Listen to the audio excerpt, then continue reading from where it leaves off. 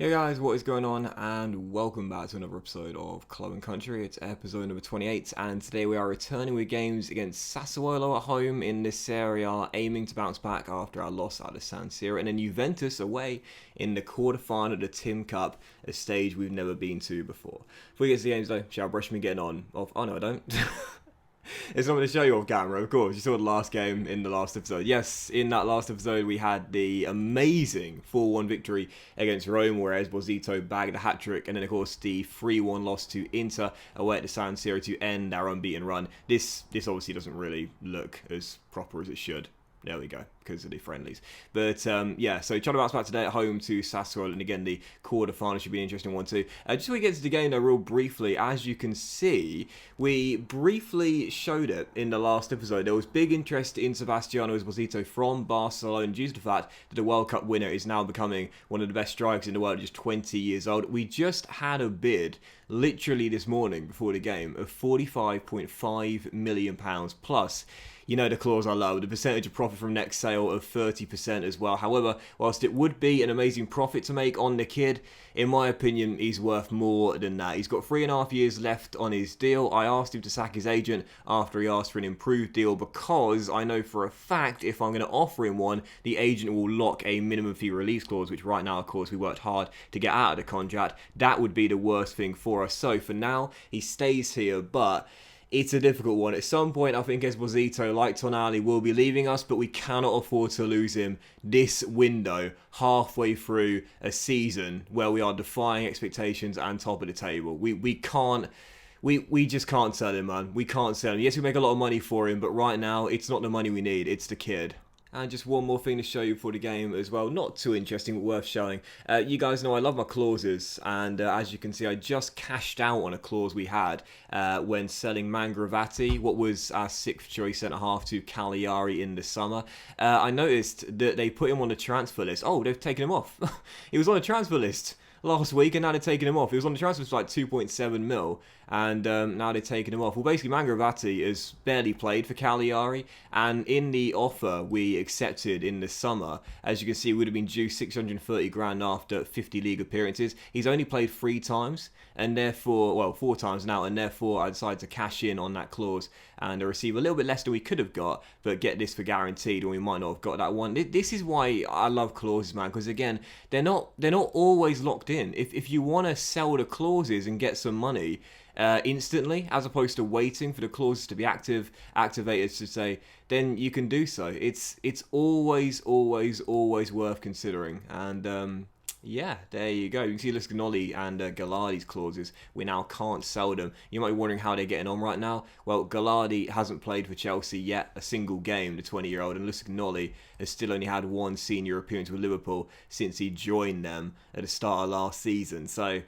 yeah, kind of annoying, really, because those clauses, 50% of next sale, they could get us a lot of money, but at the moment, it's looking likely these guys will barely ever develop due to a lack of game time. Come on, guys, play them, please. But anyway, first of 2 games, it is indeed Sassuolo, and as we enter the game, as you can see, we are still top of the table, but we might be knocked off top spot if we don't win this game and keep ourselves clear of Roma and Juventus, who I believe played yesterday. They did indeed and lost away against Fiorentina, but Roma are playing tomorrow night away against Bologna, and I expect them to win that. So we're to stay top, we need to bounce back with a win here. So into the game, as you can see, 4-1-2-3, we'll stick with the tactics, even on the back of the loss, and make a couple of changes to our lineup due to Muri's suspension and conceding 3 at the San Siro. Or Darius in goal. The back 4 is now Ravazzi getting his first start for the club. Parola coming in. Armenian De Pauli, with the midfield trio being Storaro, Moji and Viviani. Salcedo and Dalmonte on the wings. Esposito up top, and on the bench Gasparino, Sistanda, Bonifazi, Papetti, Martello, Barbieri, Iglio, Bissoli, Zaccagni, Picardi, Borelli and Patagna as well. First of 2, need to win, stay top of the table. Forza Brescia. So first highlight, falling to the visitors. This is a really crucial time in the season, man. How do we bounce back on the back of that humiliating and humbling loss away at Inter Milan? Hopefully with a win. Eddie Salcedo crossfields to Dalmonte as our inside forwards link up, and Nicola sends it long to Sebastiano, who just couldn't finish. Still 0-0, but early start. Sorry, good early start, I meant.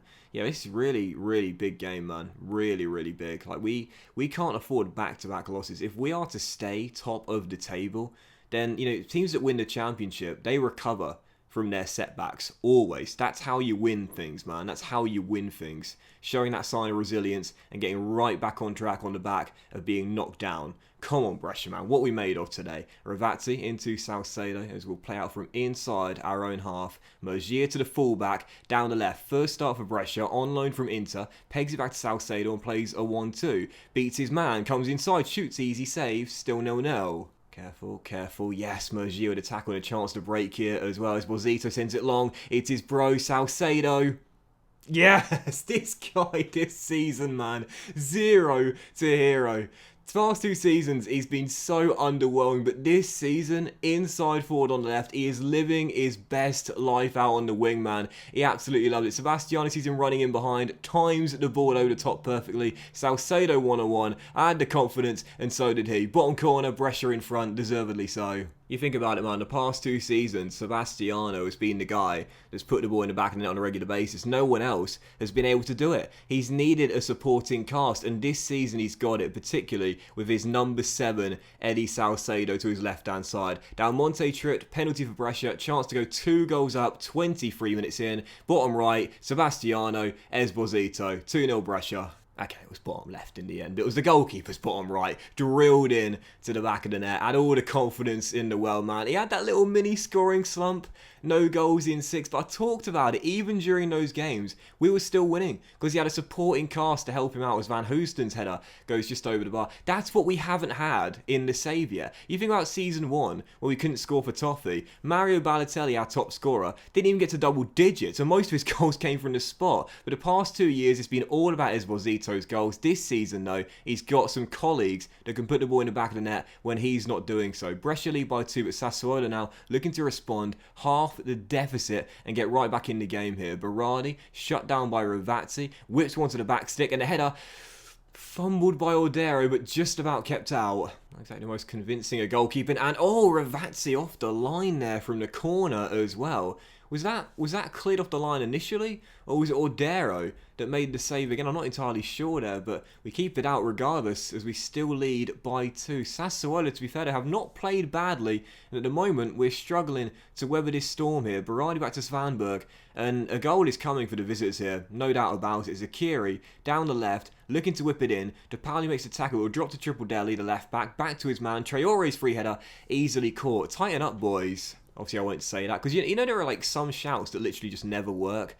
Like, concentrate never works, tighten up never works, no pressure never works for me as well, as Del Monte comes forward and places it way wide the post. I've said this before, man, but I do hope that as the years go by, FM continue to, improve this section of the game here, because at times, it's just a bit too predictable. Like, there are certain shouts that never ever backfire, and one of them is, of course, get creative, as Zakiri heads that off target. The other is demand more. Like, those shouts will always wield you a positive response. It's same with, like, team talks as well. Calm, I have faith, literally never lets you down. You want a little bit of variety, and mixed responses from time to time, appropriate to the situations, of course. Anyway, Atalanta just gone in front there against Inter. Not good news for us, but still 2-0 here in a very eventful first half. I'll be stunned if Sassuolo don't find a leveler before the break, man. It's coming. Raspadori just put it wide of the post and almost got it. How on earth have they not scored, man? They've played just as good, if not better than us, but instead, we lead by 2. I tell you, man, it's luck. It's good fortune. Last season didn't have any of it.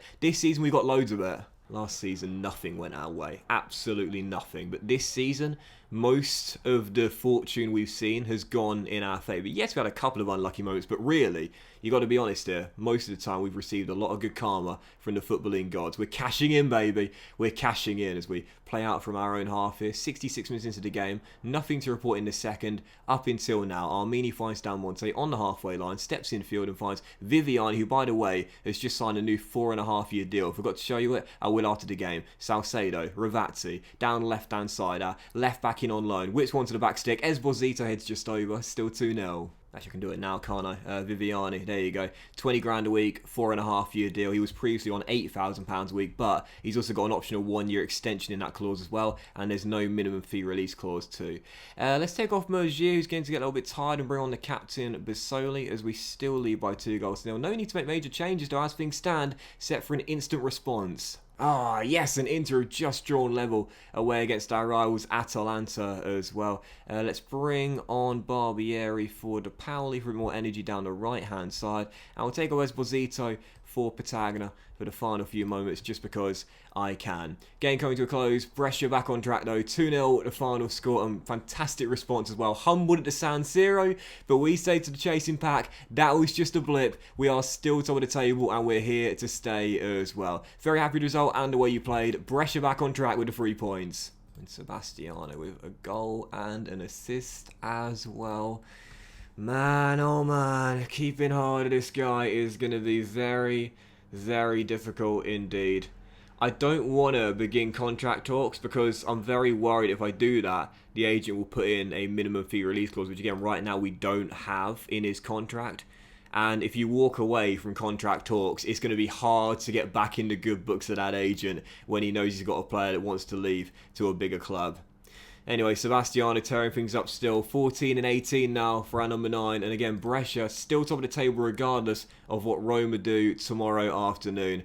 1 game away from the halfway point. I can't believe I'm saying this. So right now we are still leading the pack. So we'll process through Monday night's games as well and see whether Bologna can do us a favour against Roma. I highly doubt it, but you never know. Forza Bologna, baby. Forza Bologna. Can they do it for us? Can they give us a bit of a favour? Yes, they can indeed. Oh, yes. Kovac. We're bros again. I like him again. Kovac doing me a favour there. Bologna taking points off Roma. A draw there, which means we are 3 points clear. And it means due to their head-to-head record as well, come the official halfway point, even if we lose our next game, which is against Empoli away, which really we shouldn't do so. Say we lose and a Roma win, we will still be top of the table on their head-to-head record. It's official now, at the halfway point, regardless of what happens in matchday 19, we will still be top of the table. Brescia, the Italian Leicester City, continuing to defy the odds and stay top of the table.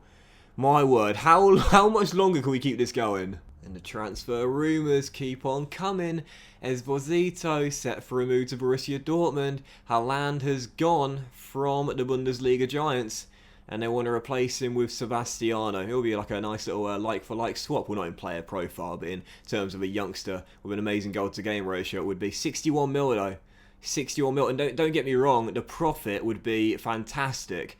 But in my opinion, he's worth around 75 to 80 million. And even then, I still wouldn't accept it in this January window. Maybe in the summer. But not right now. There's no way he's leaving. Favre should look elsewhere. He's staying with us. So, moving on. Tim Cup quarter-final. And I can't believe I'm saying this. Whilst this is the furthest we've got in the competition, I'm not really bothered about it at all. Yes, a chance of reaching the final 4 in what would be a winnable competition. But the fact we're top of the table right now is just any other season, and I wouldn't be doing this, but the fact we're top of the table, I'm sorry, that to me, that Empoli game to me on the weekend, on Sunday the 29th, is more important than tonight's trip to Turin against Juventus. So because of that, we are going to field a much changed side against Juventus, because I think we'd lose the game anyway, and this will be our team. We'll stay with the same tactics and keep it consistent, but a much changed lineup. 8 changes to our starting 11. So Gasperini comes in goal. Ravazzi starts out there alongside Sistano, Papetti and Barbieri as our back 4. The midfield trio is now to Storaro, Bisoli and Zaccagni. CP14 is an inside forward on the left. Yeah, and on the right it's Del Monte or Patagna getting the start up top, and on the bench Rodero, Magnani, Bonifazi, Martello Sabelli, Iglio, Mejia, Mazzai, Ghiezzi, Salcedo, Esposito, and Borelli as well. Second and final game, I can't believe I'm saying this, but I'm more focused on Empoli. I don't really mind what happens tonight in Turin. Forza Brescia though. Storaro, Ravazzi, and Del Monte stay in the starting 11. Everyone else is on the bench or in the reserves for this game on the back of the win there against Sassuolo, because again, I don't want to see the likes of Esposito or Salcedo or, Armini, for example, get an injury and a long-term one as well when we're still top of the tree right now in this area. That is my worst case scenario. Sebastiano getting like a 3-month injury in a game where we'll probably lose anyway.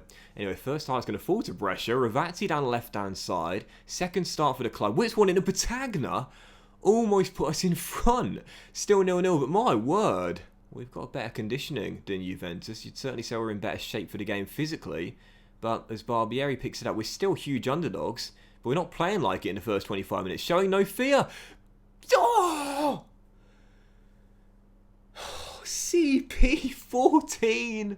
He should have scored, man. Should have scored. Szczesny with the save as Juve deal with a corner and give the Polish goalkeeper some credit. An amazing save at point blank range, getting across his line so quickly. But really, if he puts his foot through that, CP, that's 1-0 Brescia. Didn't hit it with conviction and not enough power, and it's saved by the former Arsenal goalkeeper. Juve with a chance to go in front here from the free kick, which they almost did. Dybala denied by a fabulous save by Gasperini, as both goalkeepers pull off some good saves early on into the game. Still 0-0, 31 minutes in. That first goal coming though, as Papetti scrambles it clear. Only a matter of time. The Litz ball cut out by Rovazzi, who sends it long to Patagna, holds it up well. This is what Patagna can do, as he plays a great through ball to Del Monte. And Szczesny makes another really important save. Brescia have looked better in the first half an hour. Rabiot sends it long. Dybala one-on-one. Gasperini with the save. A battle between the goalkeepers tonight, as it's still 0-0. Both he and Szczesny on fire to start the game off, and that's why it remains goalless despite a whole host of chances. 33 minutes in, it's still 0-0. Do you know what? I'm encouraged by this. I'm very encouraged by this. Even if we lose this game tonight, this is proof we've got quality throughout the squad and not just in the first 11. Isco down the right hand side, looking to cross, and that might be a penalty on Storaro, and it is indeed. He's going over to it, but again, talked about it so many times. Ref, why are you bothering going over there? You know it's a spot kick, mate. Sometimes he'll just stand on the pitch as if he's listening to the VAR, and then he'll just award it straight away. That's what I think it should be for the moments like that, man, because it's never ever going to be a corner. Have you ever seen the referee not give a penalty for an incident like that if it's not a free kick? Definite penalty and a chance for Cristiano Ronaldo to put Juventus in front right before the break. Wait for it. Taking his time. Posing like a statue. I don't know what's going on here, but he just doesn't want to take it. Cristiano, in your own time, son. In your own time. In your own time. Score, son. Come on, mate. Seriously, stop doing your bloody air and just score it. Yeah, it's alright. It's okay. Second half to begin. Down by a goal, but I'm okay with this. I'm okay with this. I haven't played badly at all. And I still think there's a lot of time to go in the game and a lot of time for us to find a level, which probably I'd say we deserve as well. And take off Storaro on a booking and make sure he's okay for the game on the weekend, and bring on the kid, David Mazzai, and just send him out there for the second half. I'm fine with how we've played so far. I just haven't had a rub of the green, but maybe as the second half begins, we could get ourselves a leveller, which we almost did. Again, it's Szczesny with another brilliant save, tips the header onto the bar, and it's still 1-0. We deserve to at least have a goal by now. In Season 1, when we fielded a weakened side, we were always battered every single time, because we just had no quality at all. The only reserves and bench players we had, if you remember, were just a bunch of kids. I mean, all we had were kids out of the academy, the likes of Getzi and Marazzi and Lusignoli, who of course is no longer with us, just playing the game, and sometimes out of position as well. But this time now, we've got a lot more quality in the squad as opposed to just the first 11. Still down by a goal, but still time. 10 minutes to go. Told the lads to get creative. Let's see if we can find a leveller here and force extra time. CP14 down the left. Oh, skins his man. Wonderful work. And then Danilo just robs the kid and says, mate, you got a long way to go, son. As Juve win it back. Isco over the top. Dybala one-on-one. And that will be the game wrapped up as Juve advance to the semi-finals. Paulo Dybala with the finish. But do you know what? Heads held high. Heads held high. Going to Turin, the Tim Cup champions, the Serie A champions, the best team in Italy, with a weakened lineup, and only losing by a penalty and a goal late on in the second half as well. Not played badly at all. Oh, but don't capitulate now, lads. Don't capitulate now, because it just worsens the morale, and it worsens our belief going forward. Juve make it 3, 2 quick-fire goals. I don't want to see the second replay. Don't capitulate like this, boys. Come on, the game's over, but have a bit of pride. Frustrating to throw away 2 late goals like that, because actually we played alright, particularly in the first half. I thought we had some great chances in the first half. CP14 should have taken the one he had. But again, I will say to the boys, I can't fault any of these performances. It's just one of those days. Because, again, penalty conceded in the first half, played some good football in the first half, just didn't really get going in the second. Do you know what? It's okay. It's alright. We get just under $500,000 for reaching the quarter-final. We were expected to reach the quarter-final, which we did. The first we've been in the competition as well. Trust the process, man. Trust the process. I keep on saying it because it's what you need to remember. This is just season 4 with a very young Brescia team. Trust the process. And that will end today's episode of Club and Country as well, guys. So a massive thank you for watching. I really hope you have enjoyed it. If you did, then please do drop a like. Much love to you all. Have a fantastic day. And we'll return in the very next episode, finally, after a run of fixtures getting played off camera. Yes, after a very busy month of January, we'll return after the February fixtures have been played and come back in mid-March with games at home to Lazio, a team we still have yet to beat in the save, and then Milan away at the San Siro in 2 big battles there, as hopefully we'll remain top of the table, if not still in the top 4. Have a great day, guys. Much love, and I'll see you in the next episode of Club and Country very soon.